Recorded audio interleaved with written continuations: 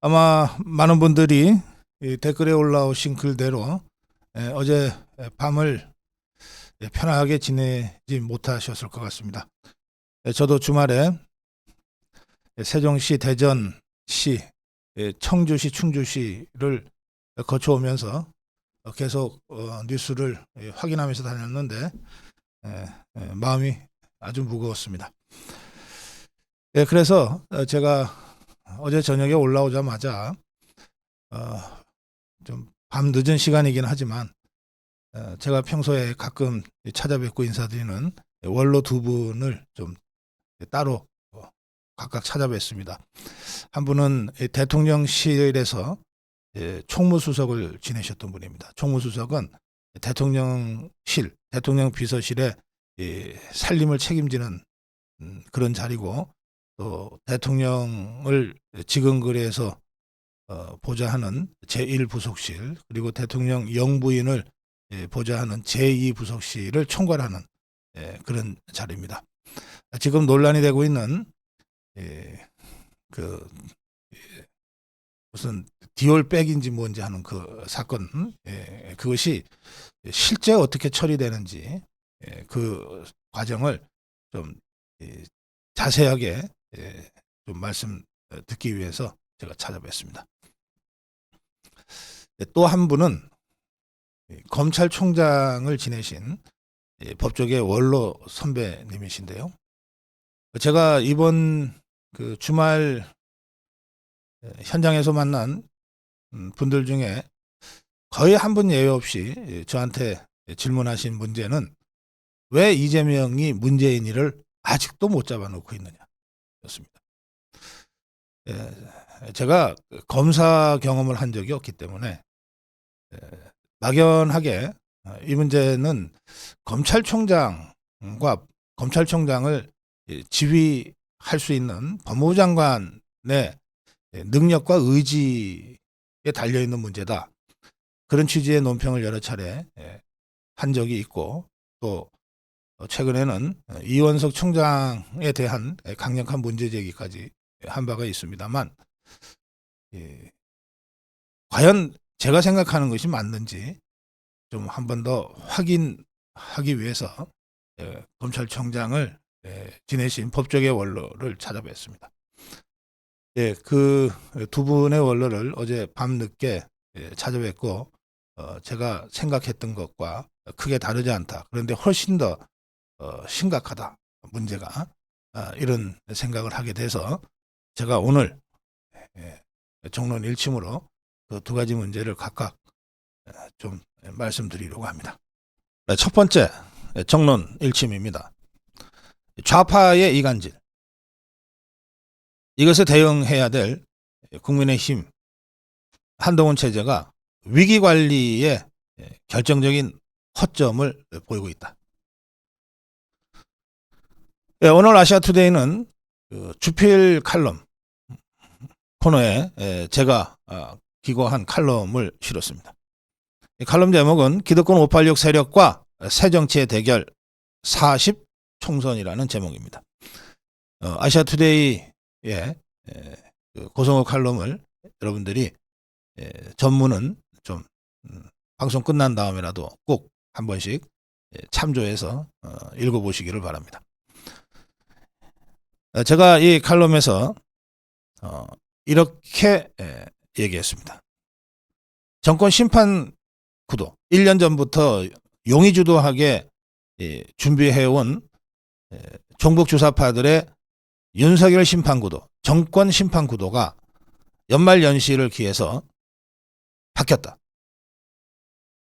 정권 심판 구도가 586 기득권 심판 구도로 바뀌었다. 낡은 정치와 새 정치의 대결이라는 구도로 바뀌었다 하면서, 이렇게 그 선거 국면이 바뀌게 된 결정적인 요인이 세 가지가 있다. 첫 번째가 윤석열 대통령과 김건희 여사가 정치 무대에서 사라졌다. 윤석열 대통령은 정치 무대가 아니라 국정의 중심으로 옮겨갔고, 김건희 여사는 아예 한 달 이상 지금 언론에 모습을 나타내지 않고 있다.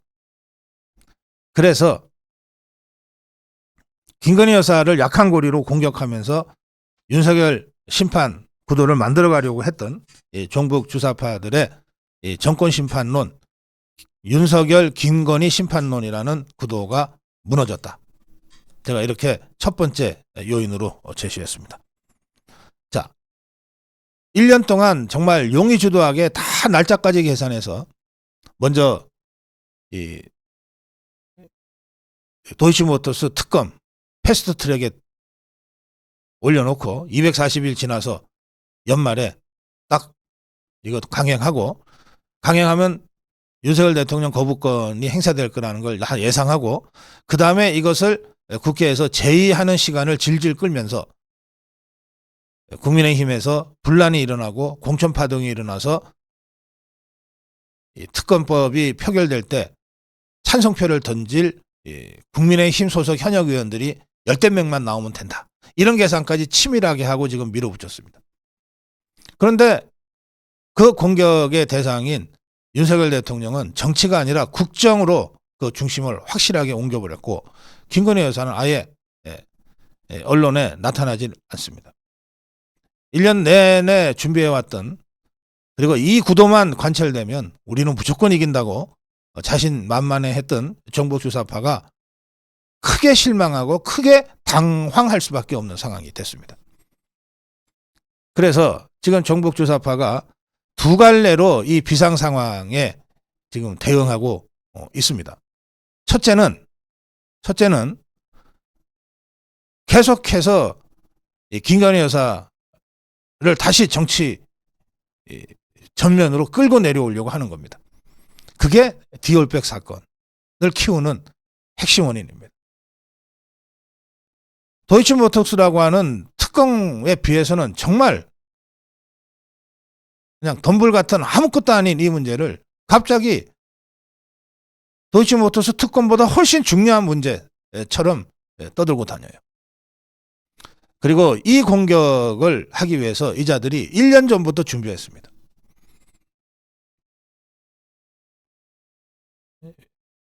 디올백을 사는 과정을 사전에 촬영하고, 그다음에 몰래카메라를 들고 들어가서 김건희 여사의 선친의 친구를 내세워서 몰래카메라를 찍는 범죄를 저지르고 난 다음에, 그때가 벌써 1년도 넘는 전이거든요. 그걸 가만히 갖고 있다가 지금에 와서 터뜨린 겁니다. 자, 지난 대선 때 김만배와 신학림이가 대장동의 몸통을 이재명에서 윤석열로 바꿔치기 하기 위한 가짜 인터뷰 만들어 놓고, 이자들이 결정적인 순간을 기다렸다가 대통령 선거 3일 전에 터뜨리잖아요. 이번에 이 디올백 몰카 범죄도 1년 전에 다 찍어놓고, 나중에 잠깐 다시 나오겠습니다만, 어떻게든 이 김건희 여사가 이 디올백을 들고 나오기만 하면 그걸 포착해가지고 공격하려고 했는데, 김건희 여사가 그 백을 들질 않으니까, 사용을 하질 않으니까 기다리다가 이번에 터뜨린 겁니다. 그렇게 해서 어떻게든 다시 김건희 여사를 정치 무대에 끌어내리고 윤석열 대통령을 함께 끌어내려서 다시 윤석열 김건희 심판구도로 만들겠다, 이런 전략을 지금 쓰고 있어요. 이 전략에 한동훈과 국민의힘 이 지도부라고 하는 김경률이, 또 여기에 부안해동하는 국민의힘의 이 국회의원 일부가 이 전략에 말려들고 있는 거예요. 그 결과 지금 우리 여권이 심각한 위기 국면을 맞게 됐습니다. 이게 정북주사파가 첫 번째, 다시 어떻게든 자기들이 유리한 선거 구도를 만들기 위한 첫 번째 작업이었습니다. 두 번째 작업은 뭐냐? 윤석열 대통령이 국정 중심으로 옮겨가고 김건희 여사가 나타나질 않으니 이제는 어쩔 수 없다. 한동훈을 공격하자. 그래서 만들어낸 게 한동훈 가짜뉴스입니다. 그 무슨 아동학대범처럼 만들어가지고 집중적으로 유포했던 그 사건도 바로 그런 맥락에서 나왔던 겁니다.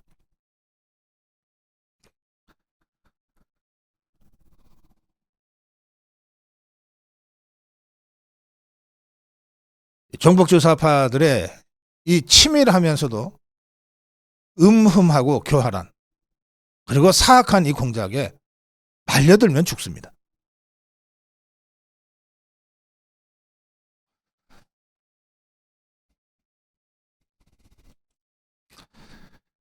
예, 아시아투데이 고성국 칼럼은 그런 문제의식을 담은 칼럼이니까 여러분들 방송 끝난 다음에라도 꼭 한 번씩 전문을 읽어봐 주시기 바랍니다.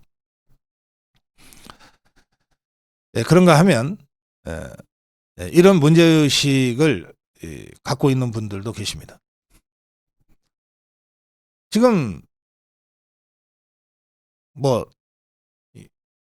이른바 좌파 언론은 좌파 언론대로 또 보수 우파 언론이라고 우리가 간주하고 있는 조선 동아는 또 조선 동아대로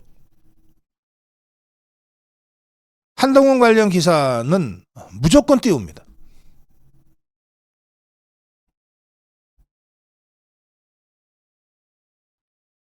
아주 사악한 의도를 갖고 있다고 저는 생각하는데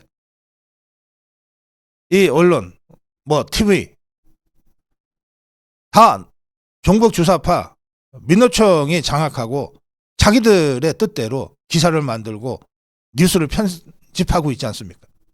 이 자들이 왜 이렇게 한동훈한테 열광할까요? 그건 한동훈을 띄워서 윤석열을 죽이겠다는 거예요. 한동훈을 띄워서 윤석열 대통령의 힘을 약화시키고 레임덕을 유도하고 그리고 잘하면 갈등도 유발할 수 있다. 이런 치밀한 계산으로 한편으로는 한동훈을 띄우고 한편으로는 윤석열 대통령과 김건희 여사를 무자비하게 공격하고 있는 겁니다.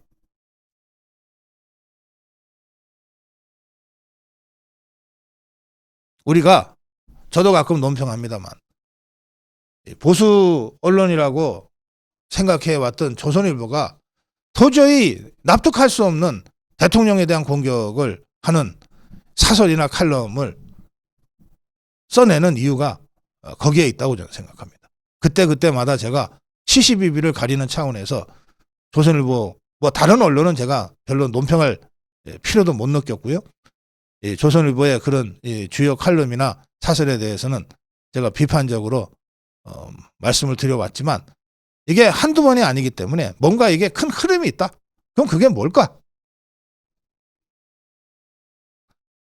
차도살인입니다. 종북주사파들의 차도살인. 한동훈을 키워서 윤석열을 죽인다.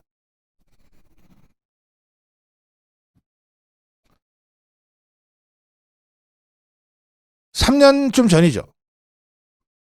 어느 날 갑자기 언론이 2년쯤 전입니까? 갑자기 언론이 이준석을 띄우기 시작했습니다.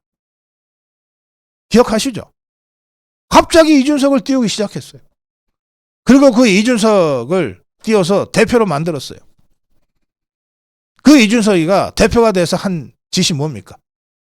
대선 때 윤석열 후보 사사건건 발목 잡고 가출하고 정권 탈환한 이후에도 당대표 자리를 악용해서 사사건건 윤석열 대통령의 국정을 방해하고 우리 자유우파를 분열시키고 그리고는 끝내 지금은 뛰쳐나가갖고 국민의힘의 공천 탈락자들 우르르 자기들한테 몰려오길 기대하면서 이삭죽기 하고 있잖아요. 이게 당시 좌파 언론이나 보수 언론이라고 하는 조중동이 이준석 띄우기를 했던 진짜 이유입니다. 이준석을 띄워서 윤석열을 죽인다. 재미 많이 봤죠. 그 이준석이 때문에 후보 시절에 윤석열, 대통령 된 이후에 윤석열 대통령이 얼마나 고생했습니까? 또 우리 자유파 국민들은 얼마나 마음고생이 심했어요. 재미 많이 봤어요. 종북 주사파들이. 그때의 그 성공 경험을 이 종북 주사파들이 잊을 것 같습니까? 저는 지금 한동훈을 띄워서 윤석열을 죽인다는 이 종북 주사파들의 차도살인 전략이 착착 진행되고 있는 국면이다 라고 느낍니다. 그래서 지금의 상황을 일과성 해프닝이라고 보지 않습니다. 매우 심각한 우리 자유파에 대한 종북 주사파들의 매우 심각한 그리고 치명적일 수 있는 공격이 자행되고 있다. 감행되고 있다. 이렇게 저는 지금의 상황을 보기 때문에 엄중한 위기 상황이다. 이렇게 말씀드립니다. 다음으로 가겠습니다. 영상도 안 보고 공격하는 김경률의 이적 행위. 그 조국 흑서라고 하는 책이 있었죠. 조국을 조목조목 비판하는 그 책은 조국이와 함께 좌파 운동 진영에 있었던 사람들 중에 이건 아니지 라고 뒤늦게 깨달은 사람들이 모여서 쓴 책입니다. 그 대표적인 저자 중에 여러분들 기억하시는 대로 서민 교수가 있습니다. 그리고 김경률이가 있어요. 그런데 최근 김경률의 언행에 대해서 서민 교수가 자유일보에 아주 강력한 비판의 칼럼을 썼습니다. 내용이 이렇습니다. 자, 김경률의 발언은 프랑스 혁명이 왜 일어났을까? 당시 마리 앙뚜아네트의 사치 난잡한 사생활이 하나하나 드러나면서 국민의 감성이 폭발한 것이다. 그러면서 디올백에 대해서만큼은 지금 시점에 분명한 진상을 이야기하고 대통령이든 영부인이든 혹은 두 분 다 같이 입장을 표명하는 것이 국민 마음을 추스릴 수 있는 방법이다. 이게 김경률이가 한 발언입니다. 이 발언에 대해서 이제 서민이 비판합니다. 자, 서민의 문제의식은 제가 조금 전에 말씀드린 그 문제의식과 똑같습니다. 서민은 뭐라고 주장하느냐? 디올백 사건은 좌파 종북 주사파들이 김건희 여사를 공격하고 그걸 고리로 윤석열 대통령을 공격해서 총선을 이기기 위해서 기획한 전형적인 몰카 공작이다. 이 몰카 공작을 하기 위해서 좌파들은 김건희 여사의 선친, 내 지인인 재미교포 목사 최재영을 매수해서 디올백을 선물하게 하고 그 광경을 시계에 장착된 카메라로 찍은 그 몰카 공작이다. 이 디올백을 전달하고 사진을 촬영한 것이 동영상을 촬영한 것이 2022년 9월인데 좌파 유튜브에서 이 영상을 공개한 시점은 2023년 11월 말이다. 1년 2개월 동안이나 갖고 있다가 결정적인 순간을 선택해서 이 영상을 공개했다. 아까 말씀드린 대로 이거는 김만배 신앙님이가 6개월 전에 조작한 영상 만들어 놓고 대선 3일 전에 터뜨린 것과 똑같은 수법이다 이겁니다. 더구나 이 좌파들은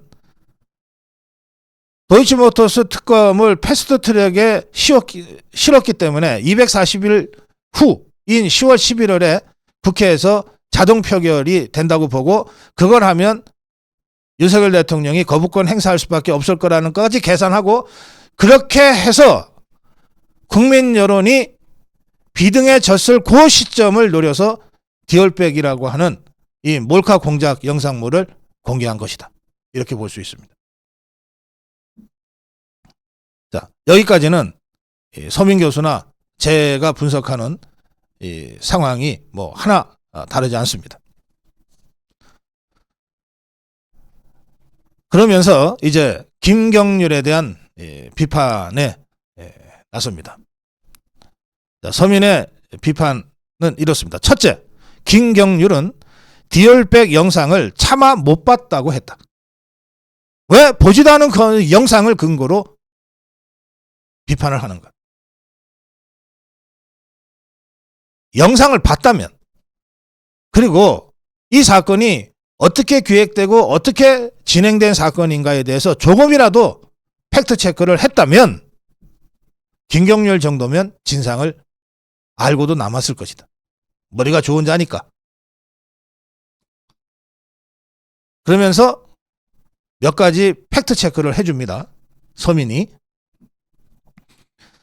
최 목사라는 자가 김건희 여사에게 10번도 넘게 만나자고 매달리다시피 간청을 했고, 선친의 친구라는 것을 앞세워서, 또 목사라는 직위를 앞세워서 10번이나 넘게 만나자고 요청을 했고, 그 다음에 갖고 간 디올백을 김건희 여사가 거듭 거절을 했음에도 불구하고, 거듭 사양하고 거절했음에도 불구하고 그 디올백을 떠넘기다시피 놔두고 갔다. 그래서 김건희 여사는 포장도 뜯지 않은 백을, 그러니까 안에 뭐가 들었는지도 모르는 상태에서 포장도 뜯지 않은 백을 대통령실 창고에 넣으라고 지시했다. 그런데 그 후에 이 최재형이라는 자는 왜 그 백 들고 다니지 않느냐며 수도 없이 채근했다. 김건희 여사가 이 채근에 못 이겨서 한 번이라도 잠깐, 아이고 성의가 너무 막 그러니까 한번 들어줄게요 하고 드는 순간 그야말로 함정에 그대로 빠지게 돼 있었던 거다. 좌파들의 수법을 연상하면 딱 그 사진 찍어갖고 이건 명품백이다라고 공격을 시작했을 거고, 마치 자기들이 그제서야 취재한 듯이 쫙 취재를 해보니까 사실은 이렇더라 하고 하나하나 살라미 전술처럼, 김정은이 북한의 살라미 전술처럼 하나하나 잘라서 총선을 완전히 디올백으로 뒷범벅해서 선거를 치르려고 계획하고 공작한 것이다. 그러면서 이런 기본적인 팩트체크도 하지 않고 말이 앙떠안에 뜨고 어쩌고 저쩌고 사과를 해야 되니 어쩌고 저쩌고 라고 김경률이가 떠벌린 데 대해서 강력하게 비판합니다. 김경률의 주장대로, 또 국민의힘 일부 정치인들의 주장대로, 또 한동훈의 주장대로 대통령이 진솔한 사과를 하면, 그러면 좌파들이 그걸 진정성을 인정하고 너그럽게 묻어줄 거냐? 우리가 7년 전에 박근혜 대통령이 한 번 끌려 나와서 사과하는 바람에 계속해서 진정성이 없으니 한 번 더 해라, 한 번 더 해라, 3번, 4번 사과하다가 결국은 끌려내려고 감옥 간 사실을 우리가 어떻게 잊겠는가? 또 이렇게 사과하면 정체불명의 중도층이 야 이제 됐다, 그러면 우리 국민의힘 지지하자, 표가 몰려올 거라고 어떻게 믿을 수 있는가? 현실은 전혀 그렇지 않다. 좌파들에게 대통령의 사과, 김건희 여사의 사과는 디올백 수수가 잘못됐다는 것을 자인하는 것이고, 그 다음은 당연히 자인 잘못 인정하지 않았냐? 그러면 수사 받아라. 수사, 검찰 수사 요구할 거고, 특검 요구할 거고, 그리고 국정조사를 할 거다. 이거 7년 전에 우리가 다 봤던 그런 상투적인 수법 아니냐? 분명한 진상을 이야기해봤자 그걸 받아들일 좌파들이 어디 있는가? 진정한 진상, 진정한 사실을 이야기해봤자 그로 인해서 공격을 멈출 좌파가 어디 있는가? 그들에게는 디올백이 중요한 게 아니다. 김건희 여사를 공격하고 윤석열 대통령을 끌어내리는 것이 그들의 목적이지 디올백 따위가 무슨 그들에게 큰 의미가 있겠는가. 다들 강남에서 수십억 자산을 갖고 있는 자들이 디올백 하나 때문에 지금 이 소동을 벌이고 있다고 그렇게 순진하게 믿으면 어떡하겠는가.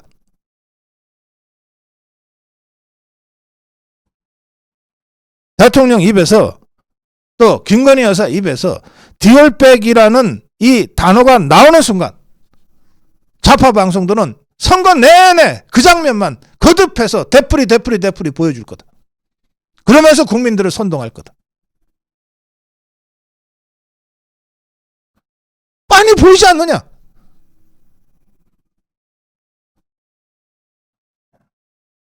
코끼리는 생각하지 마. 라는 순간 코끼리가 계속해서 머릿속에 떠드는 우리 인간들의 이 심리 상황을 잘 알고 악용하고 있는 이 종북 주사파의 디올백 공세에 넘어가서는 안 된다. 이게 서민 교수의 주장이에요. 그리고 마지막으로 마리 앙뚜아네트 관련, 이건 종북 주사파들이 박근혜 대통령 공격할 때 썼던 수법입니다. 그것을 다시 김건희 여사를 향해서 쓰고 있는데, 당시에도 이 마리 앙뚜아네트라는 사람 이름 하나 때문에 박근혜 대통령이 변명 한마디 제대로 못하고 그냥 당했어요. 그 이후에 역사가들이 마리 앙뚜아네트는 실제로 이런 사람이었다, 억울하게 희생당한 사람이었다는 얘기를 하기 시작했어요. 그 얘기를 서민이 다시 합니다. 마리 앙뚜아네트는 사치와 난잡한 사생활의 주인공이 아니었다. 이건 김경률이가 사치와 난잡함이라고 표현했거든요. 그거 아니었다. 그녀는, 마리 앙뚜아네트는 백성들이 굶주린 것을 안타깝게 여겨서 성에 텃밭을 만들고 감자를 키워서 나누어준 그런 자애로운 왕비였다.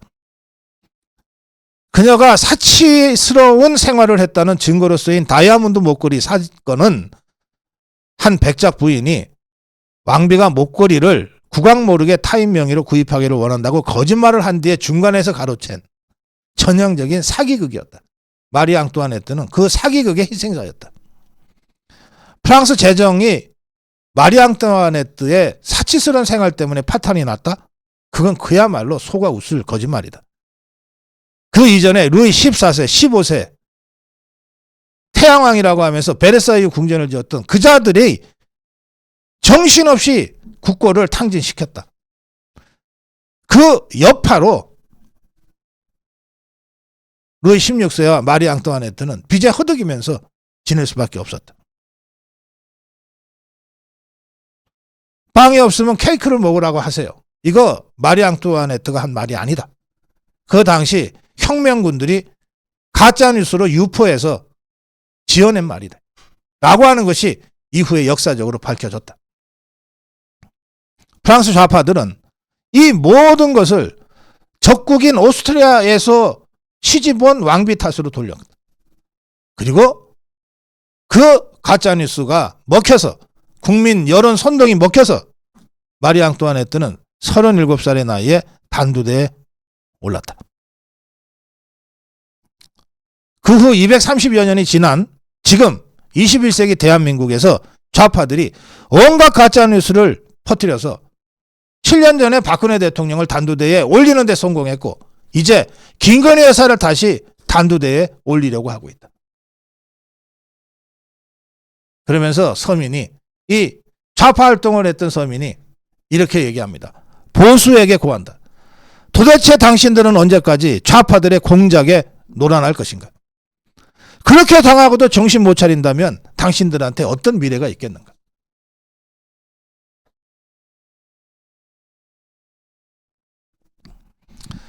제가 아까 말씀드린 대로 어젯밤 늦게 총무수석을 지낸 원로 정치인을 제가 따로 만났습니다.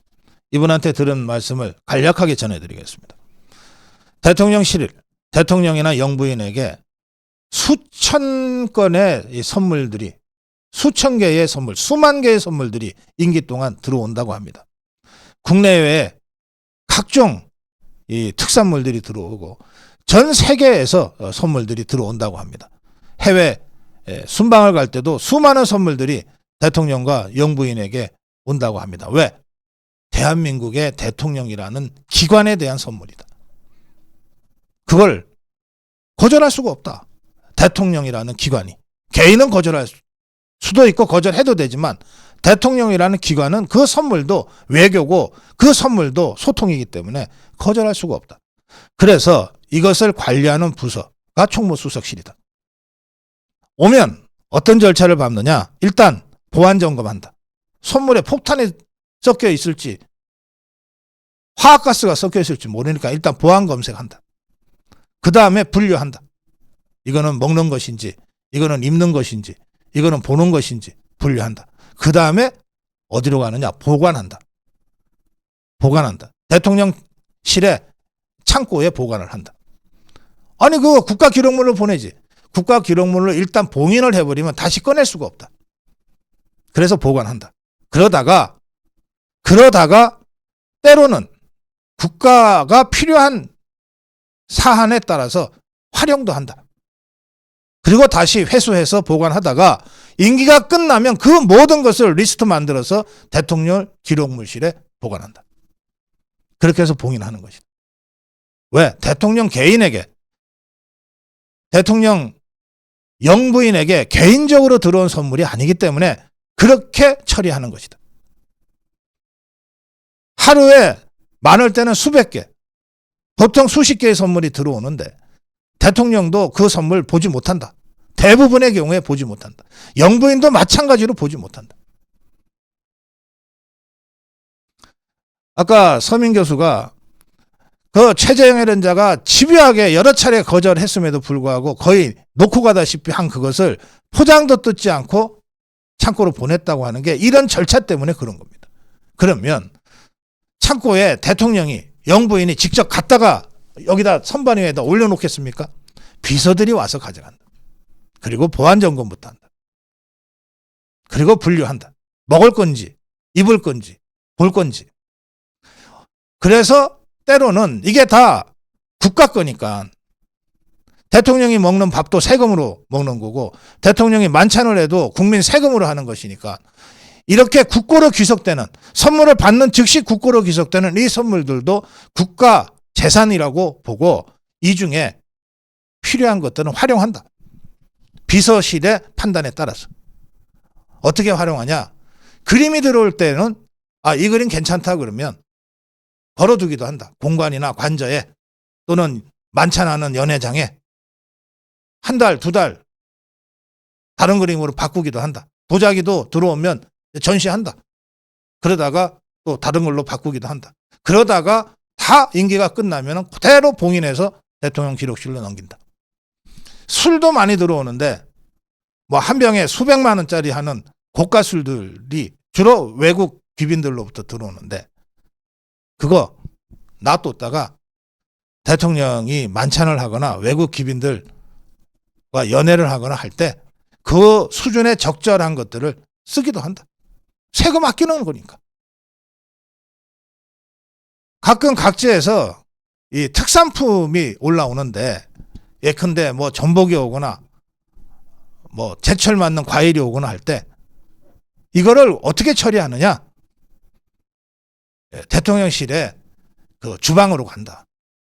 가서 대통령 혼자 먹을 때 먹는 게 아니라 대통령의 점심과 저녁은 거의 대부분 의전을 겸한 연회, 만찬, 오찬이다. 수십 명, 많을 때는 수백 명, 적을 때도 10여 명. 그들에게 이걸 제공한다. 그래서 세금 아낀다.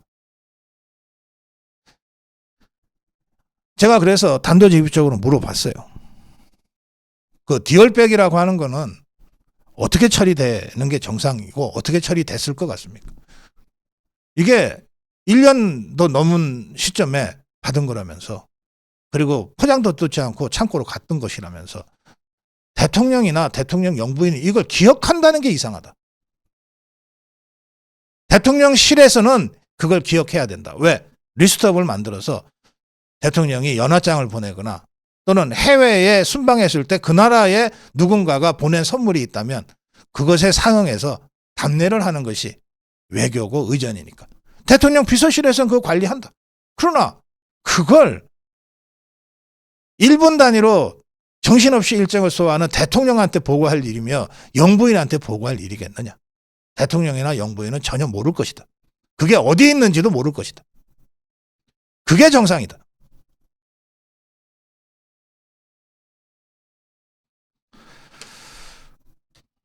자, 제가 어젯밤에 대통령 총무수석을 지낸 정치원로로부터 들은 설명입니다. 이런 사건을, 이런 사안을 정북주사파가 키우고 있고 여기에 부안해동해서 김경률이 같은 자가 스피커가 돼서 지금 떠들고 있어서 이 분란까지 왔습니다. 어떻게 해야 되겠습니까?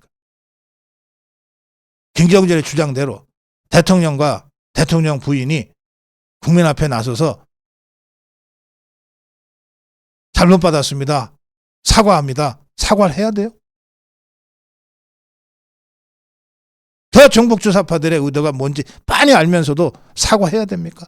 그렇게 끌려다녀야 돼요? 이게 무슨 생각해보고 고민해볼 문제입니까? 다음으로 가겠습니다. 한동훈은 황교 안의 길을 가려고 하는가? 김경률 공천 사태는 매우 심각합니다. 공천을 준 건 아니지만 사실상 공천 준 거나 마찬가지 상황이 벌어졌지 않습니까?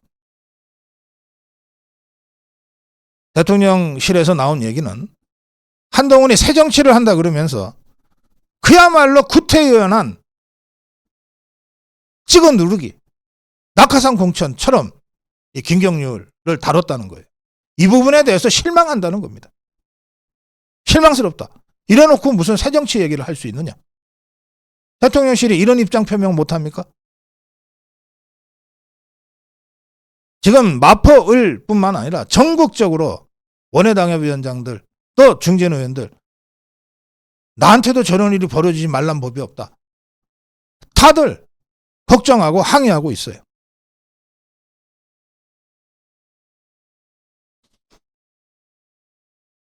그런데 왜 김경률일까? 중앙일보는 이렇게 분석합니다. 김경률이 한동훈의 진짜 입이다. 그야말로 복심이다. 이게 중앙일보 분석입니다.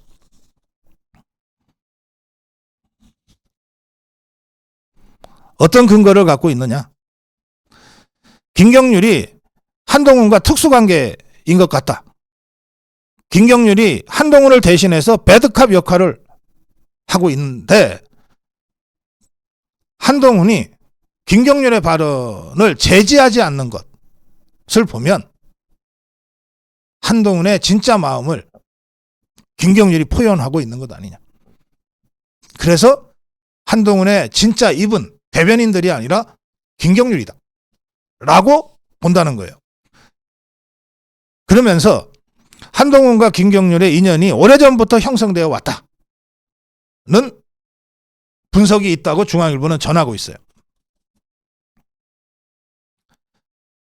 김경률은 문재인 정권에서 한동훈이 어려움에 처할 때마다 좌천당하거나 탄압받을 때마다 방패막이를 자처하고 나섰는데 이들의 인연이 시작된 것은 중앙일보 보도에 따르면 2018년 시작된 삼성바이오로직스 분식회계 수사 때부터였다.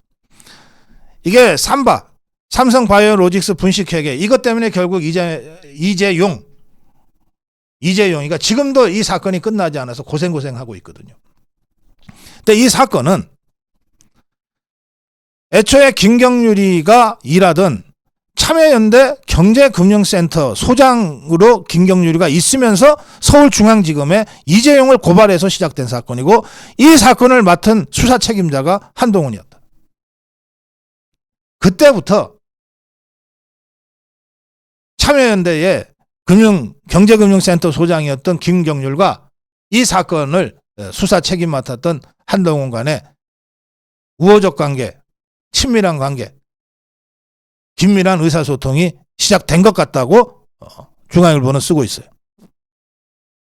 그래 놓으니까 김경률이도 한동훈에 대해서 공개적으로 이런 발언을 계속합니다. 삼성 권력에 이재용 일가에게도 공평무사하게 법을 적용하려고 한 사람으로 나는 한동훈을 기억한다. 여러분, 많은 분들이 이재용 회장을 아직도 발목 잡고 있는 이 삼바 사건 너무 가혹하고 재벌 죽이기라는 정치적 의도가 있는 사건으로 지금 우리 자유파 국민들은 보고 있습니다. 이 사건을 고발을 해서 사건으로 만든 자가 김경률이고 이 사건을 수사 지휘했던 사람이 한동훈입니다. 그때부터 이 두 사람이 매우 밀접한 관계 형성이 된 것 같다라고 하는 게 중앙일보의 보도예요. 법조계 관계자는 김경률이 주도한 참여연대의 문제 제기가 검찰의 삼바 수사에 삼성바이오로직스입니다. 적지 않은 영향을 미쳤다. 그리고 문재인 정부에서 함께 탄압받는 처지가 되면서 두 사람의 교류가 더 활발해졌을 것이다 라고 한동훈과 김경률을 잘 아는 법조계 관계자가 이렇게 얘기했다고 중앙일보 기사는 마무리하고 있습니다. 자, 그래서 이 한동훈이 김경률을 마포 의뢰 정청래 상대는 이 사람이다 하고 손을 번쩍 들어 주는 그 이면에 김경률에 대한 한동훈의 깊은 신뢰관계가 작용한 것 아니냐라고 하는 합리적 의심이 제기되는 거예요. 지금 김경률 사태만 있는 게 아닙니다. 마포울 사태만 있는 게 아니에요. 계양을의 윤형선, 마포을의 김성동 다 문재인 정부 주사파 정권 때 고생하면서 지역구를 지킨 사람들입니다. 이런 사람들이 강력하게 지금 반발하고 있어요.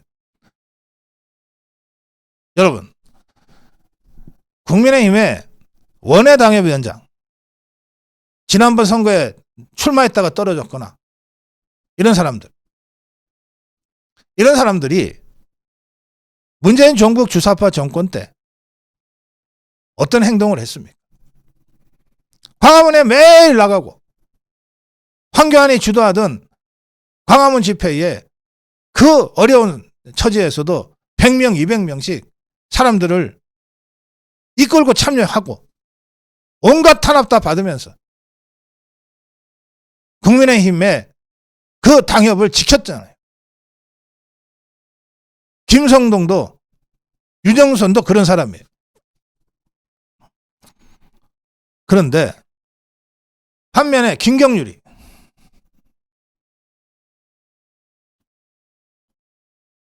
이 사람 이 국민의힘의 원외당협 위원장들이 정말 목숨 걸고 투쟁하던 바로 그때에 지금 비대위원 대다수, 공관위원 대다수 뭐 했습니까? 그 중에 일부는 다 저쪽에 있었어요. 그리고 그렇지는 않았다 하더라도 그냥 방관했어요. 구경꾼처럼. 정북 주사파 정권과 목숨 걸고 투쟁했던 사람이 과연 누가 있습니까? 이런 사람들에 의해서 정말 고생하면서 자유파의 진지를 지켰던 사람들이 힘없이 컷오프 당할 상황이 다시 벌어진다면 이건 황교안이가 실패했던 그 전철을 그대로 밟게 되는 겁니다. 2020년에 황교안은 절대 해서는 안 될 유승민과의 야합을 했어요. 안철수를 영입했어요. 그러면서 그들의 몫으로 40, 50개 가까운 지역구 공천을 줘버렸어요. 그 바람에 2019년 광화문 국민대혁명 때 정말 있는 것 없는 것 다 동원해서 투쟁에 나섰던 우리 원외당협 위원장 40, 50명 가까이가 경선에 참여도 못하고 전부 추푼 낙엽처럼 컷오프 당했어요.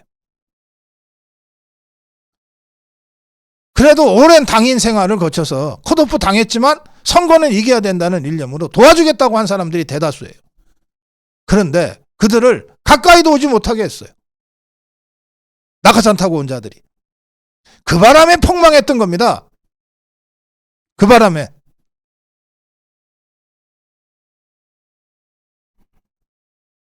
지금 김경률 사태로 마포을의 김성동만 반발하다가 말면 천만다행이겠어요. 근데 그걸로 끝날 것 같습니까? 이런 사태가 한두 번만 더 나도 우리 국민의힘 당원들부터 한동훈에게 황교안의 길을 가려는 것이냐 묻지 않을 수 없는 사태가 옵니다. 이미 그런 사태가 와버렸어요.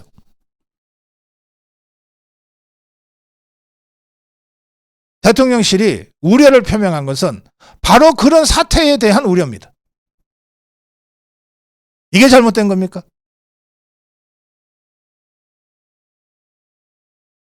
제가 다시 한번 얘기합니다. 한동훈은 과연 황교안의 길을 그 참담한 실패의 전철을 다시 밟으려고 하는 것인가? 그게 아니라면 즉각 김경률을 사퇴시켜라. 즉각 김경률을 사퇴시켜라. 그걸 통해서 한동훈에게 사심이 없다는 것을 오로지 총선 승리만을 위해서 자유파의 단일대우 형성을 위해서 노력하고 있는 것이라는 것을 그 진심과 진정성을 보여라. 김경률을 즉각 사퇴시켜라. 다음으로 가겠습니다.